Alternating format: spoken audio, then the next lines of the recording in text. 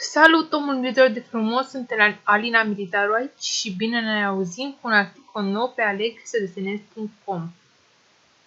Nu știu dacă mai țin minte articolul acesta frumos cu norii aceia mari, albi, galbeni, pe care am încercat să-i fac la un moment dat, acum vreo 2 sau 3 luni oricum. Și undeva pe la jumătatea filmulețului simt eu că am dat-o în bară cu toată nebunia aia. Adevărul e că simt că am cam complicat toată treaba asta când nu era neapărat necesară. Se poate face destul de simplu, toată un cer frumos albastru și cu nori albi pufoși, destul de interesanți pe el, în acrilice, evident. Am făcut varianta asta în acuarele la un moment dat și este, cred că, al doilea cel mai popular articol pe pagina mea de YouTube, ceea ce e destul de interesant, adică e un articol despre nori. E curioasă treabă. Oricum, am vrut să simplific cât pot de mult toată treaba cu norii, că de complicat putem să ne complicăm în atât de multe feluri, dar am vrut să am și o variantă foarte, foarte simplă cu nori albi, pufoși și interesanți și cât de cât realizați. Iar prima parte am mai văzut făcând, nu e primul articol, prima parte este un albastru în degradé, ca bază pentru cer. Partea de sus ceva mai intens, în partea de jos ceva mai deschis. Lasă să se usuce prima parte și apoi intru cu o pensulă din păr de porc, pensulă cu păr natural. Mi-am dat seama că ajută foarte mult faptul că are părul mai țepos. Spre deosebire de pensulele acelea pentru acuarele, are părul mult mai țepos și mai tare.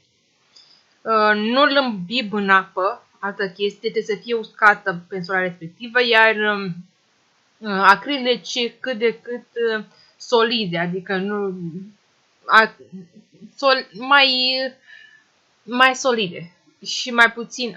Uite, de fiecare dată când curăț pensula respectivă, am grijă să am un șervețel la îndemână, astfel încât să o șterg foarte bine de apa în exces.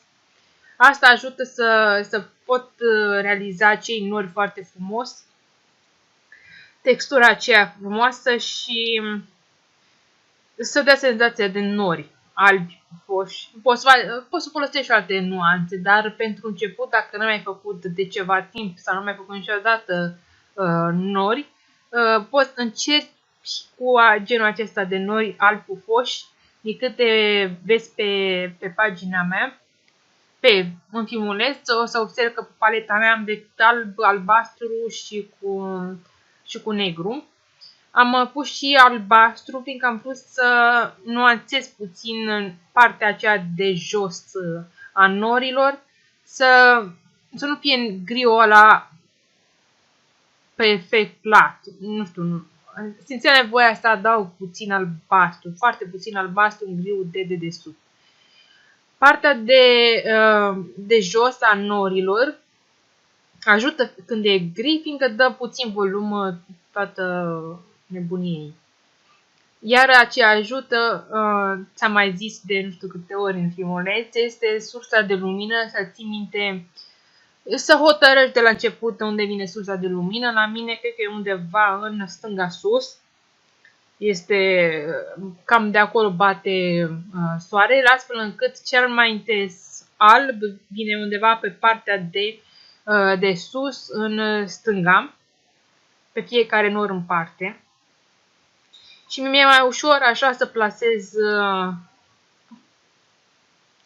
plasez zonele cele mai luminoase și zonele cele mai întunecate pe fiecare nor în parte. Iar în rest te joci cu fiecare nor, de să nu fie exact tragi la indigo fiecare nor în parte, ca să pară cât de cât realist. Nu sunt trași la indigo. M-a ajutat foarte mult și faptul că am lăsat puțin loc în stânga. Și ce te ajută e, puii mei, cerul în ziua de azi, de vreo săptămână, două, tot plouă pe la mine și de câte ori ies din casă, rămân cu gura căscată la nori de pe cer. Sunt atât de superbi, absolut superbi. Cred că și de aici toată nebunia asta cu articolele mele în care tot apar norii. Nu prea mă pot abține, având sursa de inspirație mereu la îndemână. Iar ca să scap de nevoia mea de a complica treaba, simt că la un moment dat aș fi terminat și probabil aș mai fi pus ceva culoare și aș fi stricat totul. Așa că să scap de nevoia mea de a complica toată treaba asta, m-am apucat să mai mâzgălesc vreo 3-4 păsărele pe cer și să las norii în pace până la final, care arată destul de bine, chiar îmi plac cum a ieșit în final. Și m-am jucat cu păsările ca astfel încât să creez și un fel de poveste acolo în imaginea mea. Nu că ar fi avut neapărat nevoie, dar în fine. Să nu fie prea scurt filmulețul, să nu simt eu nevoia să-l stric pe final și tot așa. Până la urmă mai sunt și pe timp de vară și simt nevoia să vin și cu articole și idei mai simple decât ce aleg de obicei. E nevoie de ceva proaspăt.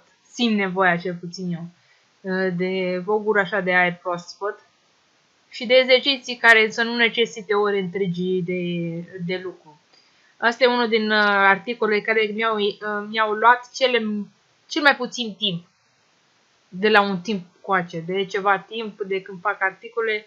Cred că e unul din cele mai simple articole pe care le-am făcut. Mi-a luat destul de puțin timp să-l filmez și să-l editez și să-l pun cap la cap. Așa că, iuhu! Am ceva mai mult timp la dispoziție, că am alte idei pe care vreau să le pun în practică și o să auzi de ele, bineînțeles, la un moment dat, poate săptămâna viitoare.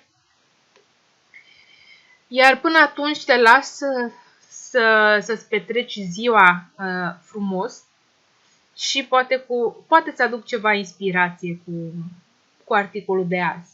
Ne auzim săptămâna viitoare, îți urez spor și inspirație.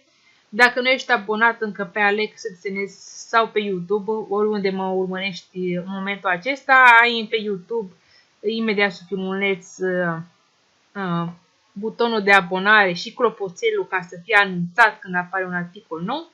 Iar dacă ești pe alexsns.com, ai în dreapta formularul de abonare cu numele și adresa de mail.